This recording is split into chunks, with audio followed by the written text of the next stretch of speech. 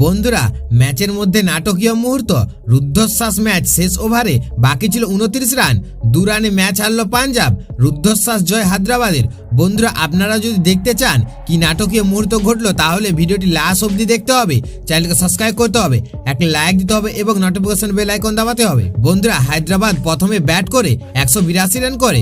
হায়দ্রাবাদের হয়ে সব থেকে বেশি রান করেন নীতিশ কুমার রেড্ডি। 37 বলে খেলে দিল 64 রানের ইনিংস, আর সেইভাবে কেউ বেশি রান করতে পারেনি। বন্ধুরা, পাঞ্জাবের হয়ে সব থেকে বেশি উইকেট নেন আর্শদীপ সিং। 29 রান দিয়ে তুলে নেন 4 উইকেট। বন্ধুরা, পাঞ্জাব রান তাড়া করতে নেমে শুরুটা ভালো হয়নি। 20 ওভারে 6 উইকেটে 180 রান করে পাঞ্জাব কিংস। বন্ধুরা, শশাঙ্ক সিং 25 বলে 46, আশুতোষ শর্মা 15 বলে 33 রান করেন।